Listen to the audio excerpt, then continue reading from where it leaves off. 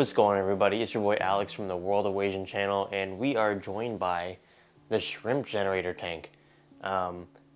This tank is now over 500 days old, which is insane. We made it in March of 2023. Well, I say made it, but the fact of the matter is, and this is why I really love this tank, is because I never really had any plans with it. It's a UNS 4-gallon tank. And I threw a piece of driftwood in there. I had an original plan. I never followed through. And I had a bunch of clippings of Rotala and just a bunch of other random cuttings that I haphazardly threw in here to keep them wet. And this is what it turned into. So that's why I really like this tank. Now, I do post this tank on my Instagram all the time. But that being said, the last time I had it on a long-form YouTube video, it was a Rotala dominant scape, right? It was all Rotala. However, things seem to be changing up quite a bit in here, and that's why I'm making this video, because it's looking a little different than the last time that I showed it on this channel. As you can see, it is the dwarf hairgrass is starting to take over in here. But I just kind of want to break it down a little bit and see what we're dealing with, and yeah, maybe we can come up with some creative ideas for this tank, but all in all, it's just a way for us to hang out and have some fun and see what's going on in here, because this tank has a mind of its own, and I want to see what's going on inside. And this is by far the lowest maintenance scape that I'm currently running at the moment. I mean, the plant to animal ratio in here, I mean, you get the idea. Look how many plants are in here. So at the moment, we have a large number of plants in here. First and foremost, we have the Rotala rotundifolia, but as of recently, and very surprisingly, the dwarf hairgrass in here has started to actually take over the Rotala, which I find super cool, and that's why I'm making this video, because there's been a lot going on in here. Yeah, this is dwarf hairgrass in here, not to be confused with mini dwarf hairgrass. In addition to those two plants, we also have some pearlweed in here, and it's actually kind of starting to take over quite a bit in the back section. I did not intend for pearlweed to grow in this tank. I don't remember adding it. Might have had a cutting of it that maybe I threw in there haphazardly, but it's now taken over, and that was not my intent, but here we are. In addition to that, we have some Ludwigia repens in the front. Love that plant. I'm gonna maybe trim it and kind of get it going. It's a great foreground plant. Obviously, we have frogbit on the top, which I might remove, and then last but not least, a big old catappa leaf just chilling, and the shrimp are grazing on it, and it's slowly breaking down. I put that in there because I wanted to see how fast it would break down, but it's actually taking its sweet time. But all that being said, let's take the frog bait out the top and take this catappa leaf out and actually start poking around and see what's going on in here. Alright, I just brewed myself a little latte here because something tells me we have a long path ahead of us. Typically, every time I do maintenance on this tank, there's always more than meets the eye. There's always so much jam-packed in here and so much to unpack. So we're getting caffeinated up.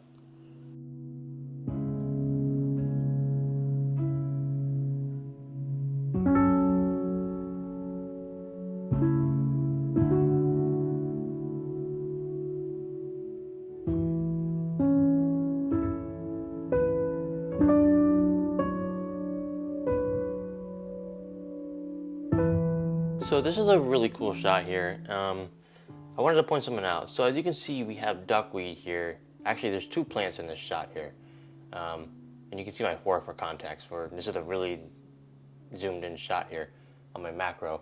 But the bigger leaf here that I'm touching right now is actually duckweed. And the much smaller leaf that's floating here is actually another plant called Wolfia. And yeah, that's the smallest floating plant, I believe, or it's like the smallest flowering floating plant or something like that. It's incredibly small. You can see my fork for context, and that's what we have in here in case you were wondering what it was. But yeah, that is not duckweed, that's Wolfia, an entirely different plant. And lastly, let's go ahead and take out this catappa leaf real quick. Alright, so we have the top cleared out and the catappa leaf is removed, and there you have it. There is a closer look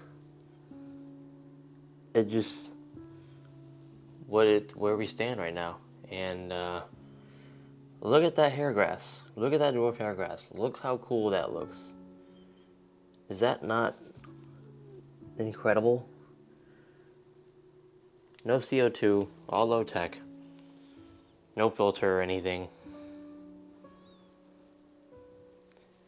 And up here we have a ton of pearlweed. So I think that's the first course of action, is I want to get all the pearlweed out of here. And again, it was never really my intent to have pearlweed in here. I threw a little cutting in here just a little while back just to kind of see where it would go. And yeah, as you can see, it's coming out pretty easily because I never planted it. I just threw a cutting on the top as a floater. And yep, there, look at that. That is from one cutting. As you can see, this plant grows very fast. And I don't want it in here because it will become the dominant plant if given the opportunity. Let me know if you want to see me do a pearlweed scape at some point. Like a only pearlweed tank. I think that'd be pretty cool. But clearly we have enough plants to do that, so. Look at that. Pearlweed has been removed. Here's a little top view, as you can see. All the shrimp are just chilling in there, grazing away.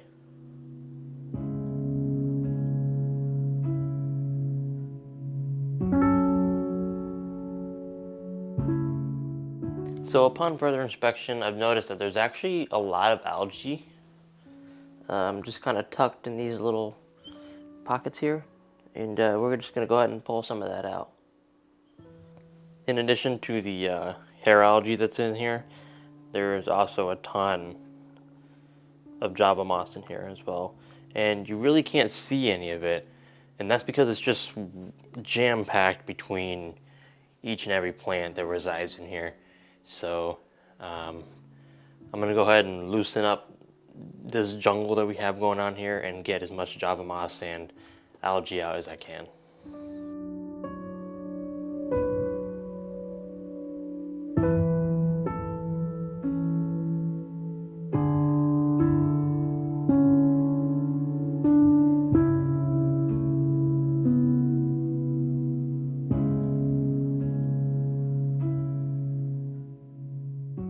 So here is some algae with a little bit of Java moss in there.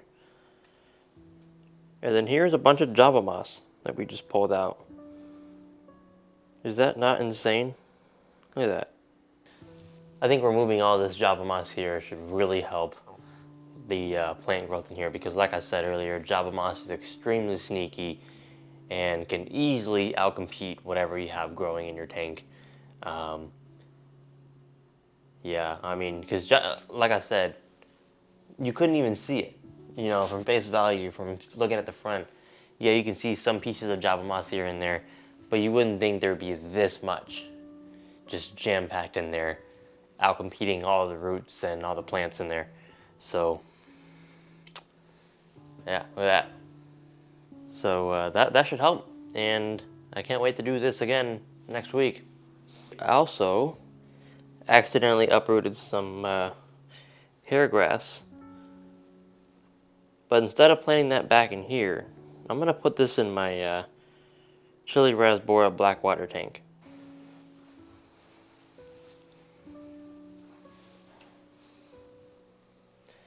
I'm just going to kind of loosely plant these around in the foreground here.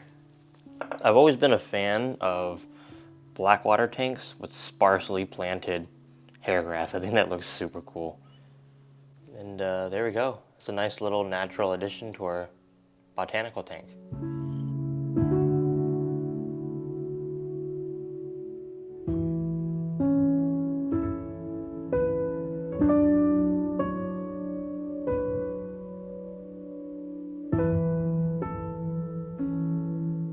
So there's one particular aspect of this tank that I really love that I haven't really discussed before, and that's the fact that anytime I make a change, such as the beachfront change that I made, or the little stand opening that I made back here, where the rotala was growing over it, anytime I make a change, this tank is extremely quick to undo anything that I do.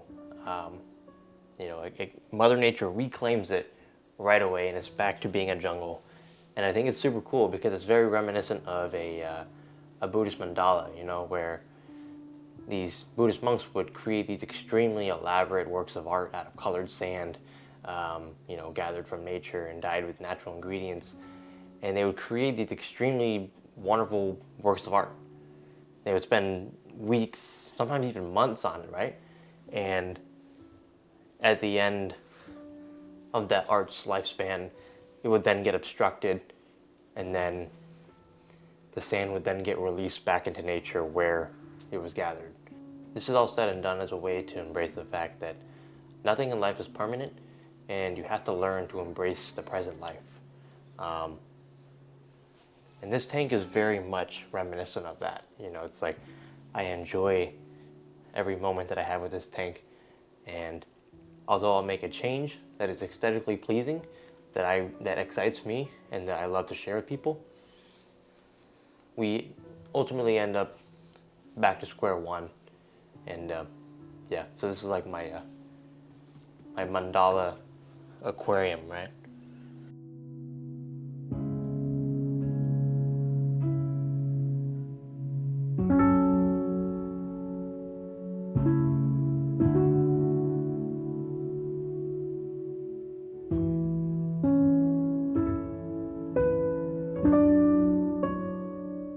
So I think what I want to do this time around is I want to create like a 45-degree slice on the tank here.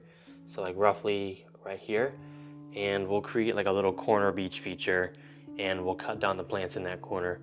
And I think that'll be kind of interesting. It's not something that we've really done before, so let's give it a shot. Here are the tools that we're going to be using. We have some curved scissors from Aqua Vitro, as well as some spring-assisted shears. Really like these. And yeah, when we're doing this process, we're going to be sure to take our sweet time. So obviously with this process, we're going to take our sweet time. I'm just going to trim down the plants where I want to create this beach section, and then we'll go to uprooting. I don't want to just uproot them straight away because we do have plenty of shrimp amongst the plants in here. So, yep. I might time lapse this, but just know you should definitely take your time with this.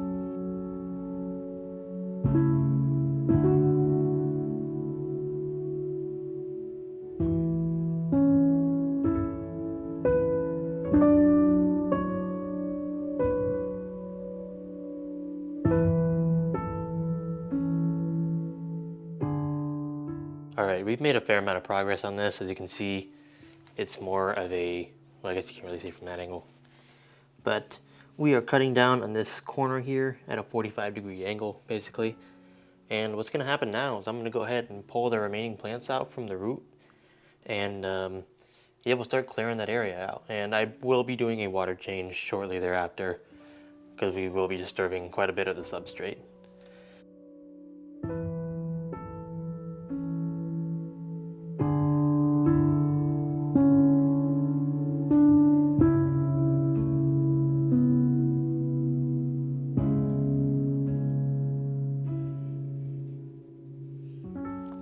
Alright, so right here we have some pre-rinsed UNS Contrastand Bora, and this is what we had in here before, so that way we'll be able to color match, and we won't have some weird differences in the color of the sand.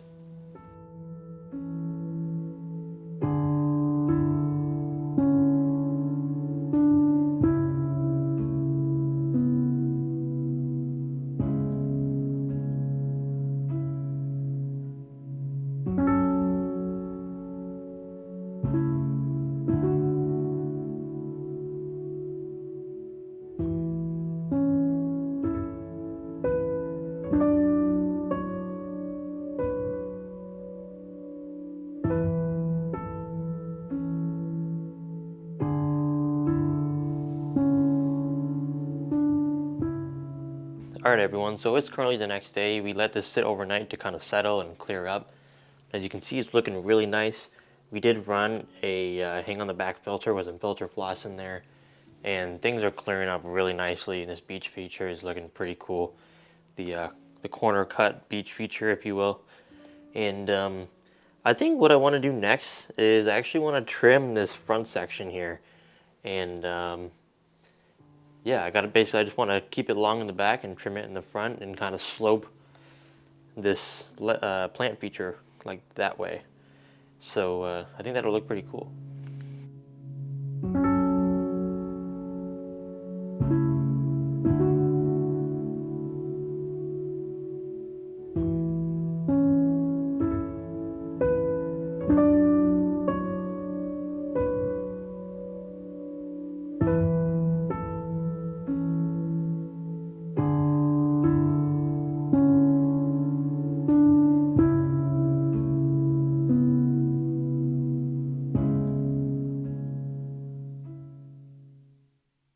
Well, everyone, we've reached the end of this video. I hope you all enjoyed this little maintenance session with the old shrimp generator. Again, this is the oldest aquascape that I currently have running at the moment.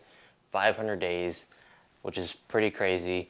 So yeah, things are looking a little squared off and a little odd right now because we did trim a lot, but don't worry, it's all gonna grow back within a matter of weeks, few months. So yeah, hope you all enjoyed, and next time you see this, it'll probably be back to the way you saw it at the beginning of this video. So let me know in the comments below next time I bring this on camera what you want to see me do with it, because this tank basically does a factory reset every time I do something. So thanks for watching, everyone. I gotta go do maintenance on some other aquariums here. So yeah, I'll catch you all on the next one.